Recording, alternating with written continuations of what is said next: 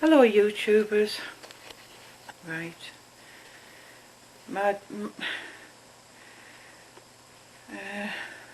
I know Andy would have done this every single day.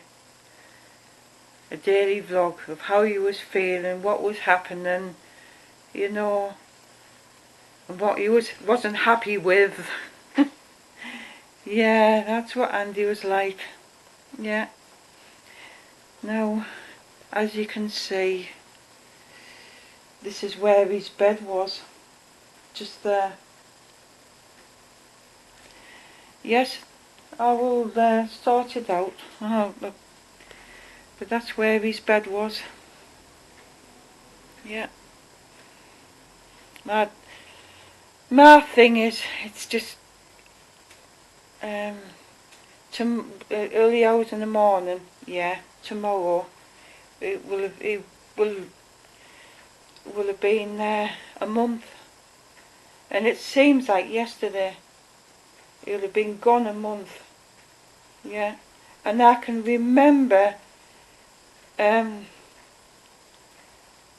night before it happened. Yeah, because we had an online shop delivery, which I had to order it 2 weeks in advance. Well, 2 weeks, because that's when you, because of the lockdown and everything. Yeah, you couldn't get a next day delivery, so I was looking online and I thought, well, I'll order the food then, and which was I got the delivery on the 18th, which was it was supposed to be between 10 and 11, but the online delivery came early. It came about 9:30, and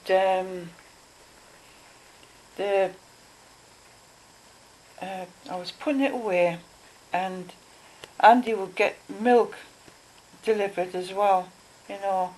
So the milk delivery came about 10 o'clock, or just after. So I picked the bottles of milk up, walked past, and Andy was still, he was compass mentis, you know. He was awake, you know, all compass mentis. And he saw the milk and said, oh, it's here, Andy, the milk's here. As I say, I can remember the night before he fell ill. And it seems as though it was yesterday. See, that's what it seems like. But it was a month ago. He died a month ago, 4 weeks ago. So it's a bit more tidy over here. Yeah, a bit more tidier. Because he had all this table here, right? He had all these medical stuff on there, and there'd be other bits of junk, still junk there, but all that's what I did with the his medical stuff. Yeah, I've still got some of his Kylie sheets over there in the box. Can't send them back, even though they haven't been opened. Can't send them back.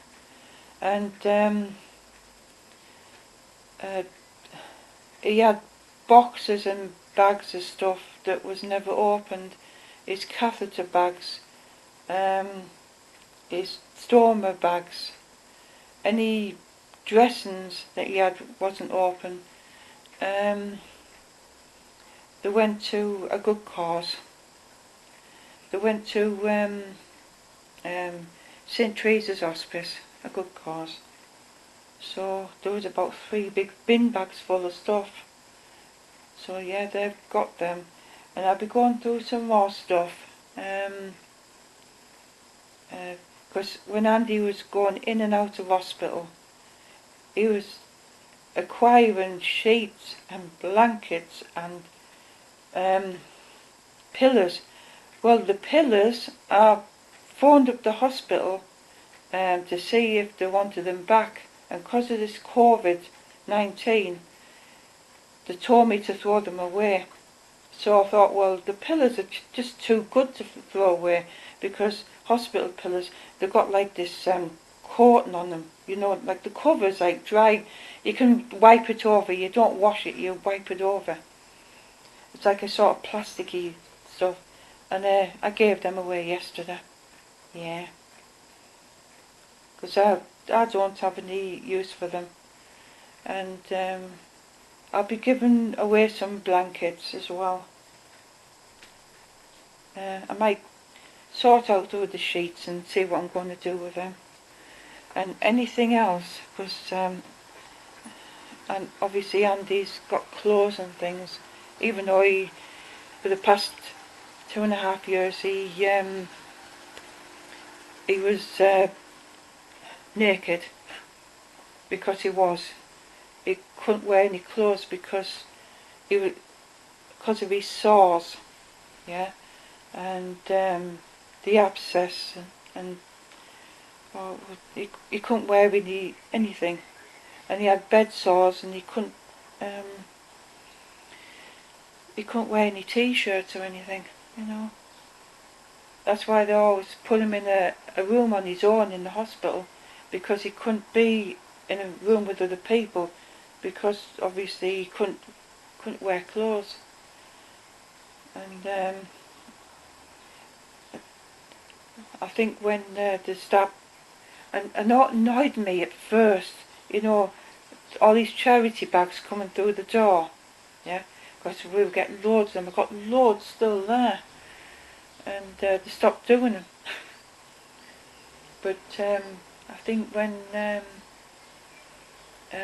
the charity bags start coming back through the door, because no doubt they will when all this lockdown lifts, because it's starting to slowly lift it, you see.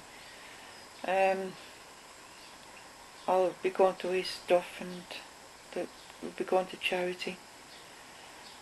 A big majority of stuff in this house, believe it or not, is actually Andy's.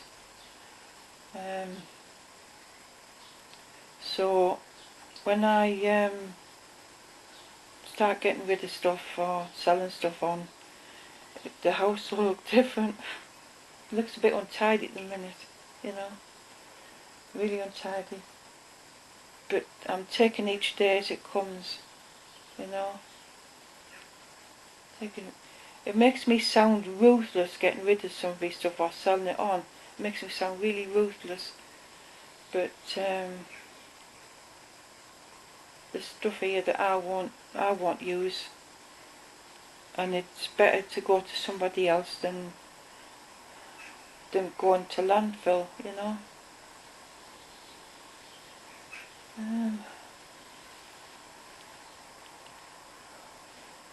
But yeah, it makes me sound ruthless. But like I say, I'm on my own now, and I'm actually living in an area, right? It sounds stupid, it really does. But a big majority of this area, this immediate area, there's singles, people living on their own. There's me now. I'm one of them now. So, but there's about 4 living on their own over there somewhere. Yeah. Yeah, about 4. One old man is on his own now because his wife died, and 3 ladies, yeah, all on their own. Now I'm part of that. Yeah, I'm part of it now.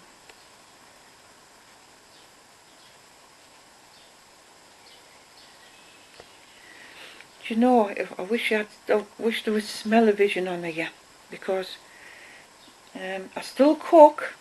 I do. I still cook. I'm gonna. Oh, it smells gorgeous. Sausage with vegetables in there, and I added some a tin of tomatoes and some butter beans.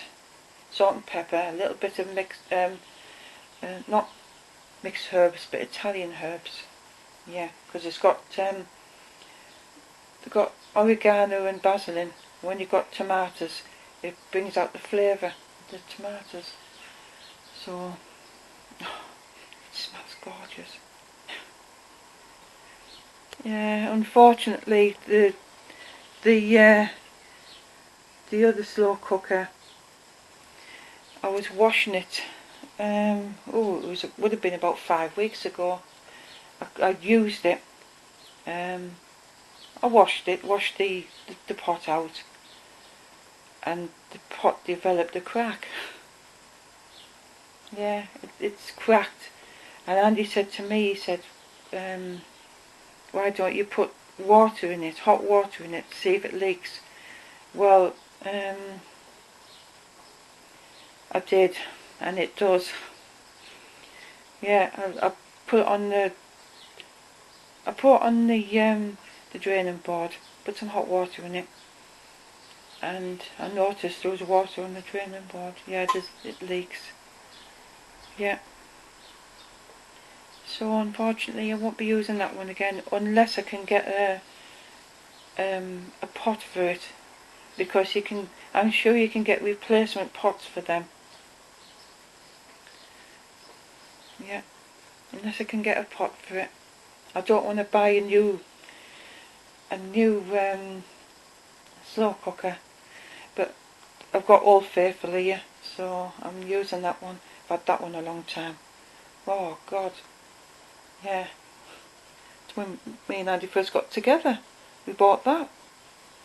So yeah, it's about 20 something year old. Like I say,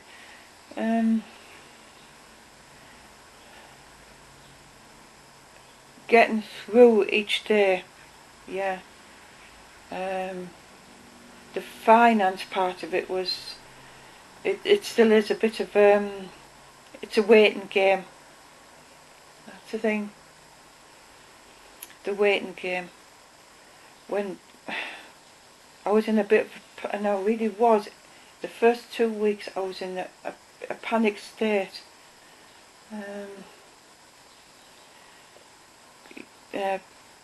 Andy had a bank account, and it was solely in his name. Now, there was money going into it. I could still draw on it, draw the money out, but when someone dies, everything freezes. They close everything down. Yeah. So they closed Andy's bank account down. So I had to make phone calls, sort things out, put things on hold, try to open up a bank account.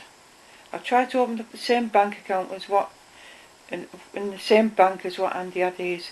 What a nightmare. I ended up opening a bank account somewhere else. But that's another story, that one. Right, that's another story. So, I'll tell you about that one later. That's if I remember. Right, I am, and I'm going to go. Right, going to go and speak soon, and toodaloo for now.